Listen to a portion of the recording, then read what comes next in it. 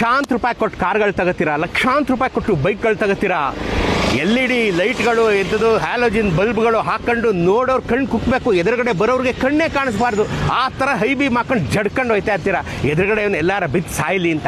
ನೋಡ್ರಿ ನಮ್ಮ ಕಾಲದಲ್ಲಿ ಕಾನೂನು ಹೆಂಗಿತ್ತು, ಲೈಟ್ಗೆ ಅರ್ಧ ಪೇಂಟ್ ಮಾಡಬೇಕಿತ್ತು, ಇಲ್ಲ ಅಂತಂದರೆ ಫೈನ್ ಹಾಕೋರು.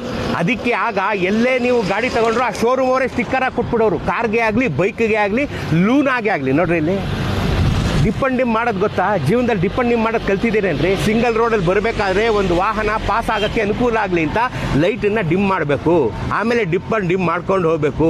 ಅದೆಲ್ಲ ಗೊತ್ತೇ ಇಲ್ಲ ನಿಮಗೆ, ಸುಮ್ಮನೆ ಚೆಚ್ಕೊಂಡು ಹೋಗ್ತಾ ಇರೋದು. ನಿಮ್ಮ ಕಾರ್ 100ರಲ್ಲಿ ಹೋಗುತ್ತೆ, 120ರಲ್ಲಿ ಹೋಗುತ್ತೆ ಅಂತ. ಎದುರುಗಡೆ ಬರೋರ ಮೇಲೂ ಸ್ವಲ್ಪ ಕನಿಕರ ಇಟ್ಕೊಳ್ರಿ, ನಿಮಗೂ ಅದೇ ಥರ ಆಗುತ್ತೆ ಅನುಭವ ಅನ್ನೋದನ್ನು ಮರಿಬೇಡಿ. ನಿಮ್ಮ ಕಾರ್ಗೆ ಇದನ್ನು ಹಾಕೋದನ್ನು ಮರಿಬೇಡಿ, ನಿಮ್ಮ ಬೈಕ್ಗಳಿಗೆ ಈ ಥರ ಅರ್ಧ ಸ್ಟಿಕ್ಕರ್ ಹಾಕೋದನ್ನು ಮರಿಬೇಡಿ. ನಮ್ಮ ಕಾಲದಲ್ಲಿತ್ತು, ಈಗ ಯಾಕೆ ಸರ್ಕಾರದವರು RTOದವರು ಇದನ್ನು ಮರೆಸ್ಬಿಟ್ಟಿದ್ದಾರೋ ನಂಗೆ ಗೊತ್ತಿಲ್ಲ.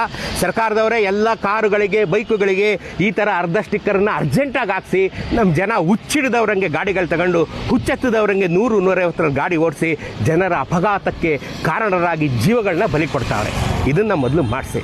ನೋಡ್ರಿ ಹೆಂಗಿದೆ ಗಾಡಿ.